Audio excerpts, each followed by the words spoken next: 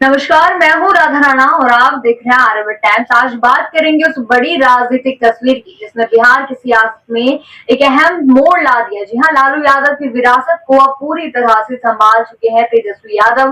पटना में हुई आरजेडी की बड़ी समीक्षा बैठक में जो दृश्य सामने आया उसने साफ कर दिया कि अब पार्टी की कमान तेजस्वी के हाथ में है और लालू यादव ने अपनी पूरी राजनीतिक ताकत और अनुभव का हस्तांतरण अपने बेटे को कर दिया है।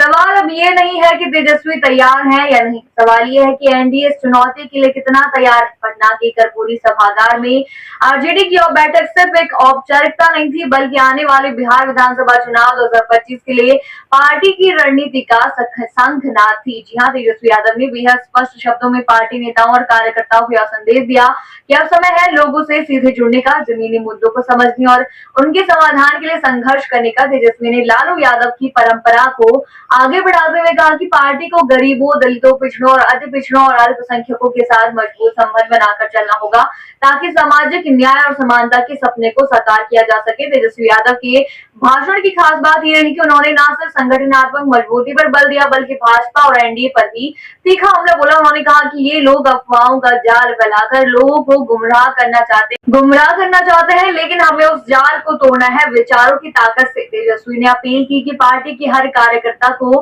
पूरी ईमानदारी और समर्पण के साथ काम करना होगा। अगर हम जनता से जुड़ेंगे, उनके असली मुद्दे समझेंगे और समाधान की दिशा में ठोस कदम उठाएंगे तो जनता खुद हमारे साथ खड़ी होगी। इस बैठक में एक और बड़ा संकेत साफ तौर पर देखने को मिला और वो यह कि अब लालू प्रसाद यादव ने अपने राजनीतिक विरासत को पूरी तरह से तेजस्वी के हाथों सौंप दिया है। तेजस्वी का तेवर, उनका आत्मविश्वास और उनका नेतृत्व सब कुछ लालू यादव की झलक देता है। तेजस्वी ने अपनी बात को जिस तरीके से रखा हुआ न केवल एक परिपक्व राजनेता की पहचान कराता है बल्कि यह भी दिखाता है कि वे अब आरजेडी को अगली चुनावी जंग में अकेले दम पर ले जाने के लिए तैयार है। तेजस्वी ने बैठक में पार्टी नेताओं से कहा कि हमें नफरत के माहौल का जवाब एकता और सद्भाव से देना होगा।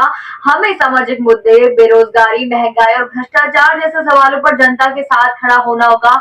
यह चुनाव सिर्फ सीटों की जंग नहीं है, यह विचारधारा की लड़ाई है। जहां एक तरफ सामाजिक न्याय की बात हो रही है वहीं दूसरी ओर आर्थिक ध्रुवीकरण का एजेंडा चलाया जा रहा है। बैठक में एक सुर में सभी नेताओं ने तेजस्वी यादव की बातों का समर्थन किया और पार्टी को मजबूत बनाने का संकल्प लिया। मंच पर मौजूद रहे पार्टी के वरिष्ठ नेता शिवानंद तिवारी, उदय नारायण चौधरी, अब्दुल बारी सिद्दीकी, मंगनी लाल मंडल, अली अशरफ फातमी, अवध बिहारी चौधरी, मनोज झा और कई अन्य बड़े चेहरों ने तेजस्वी के नेतृत्व को पूरी तरह से स्वीकार किया। झारखंड सरकार के मंत्री संजय यादव समेत सभी जिला अध्यक्षों और प्रकोष्ठों के प्रदेश अध्यक्षों ने पार्टी की रणनीति पर चर्चा की और सुझाव भी दिए।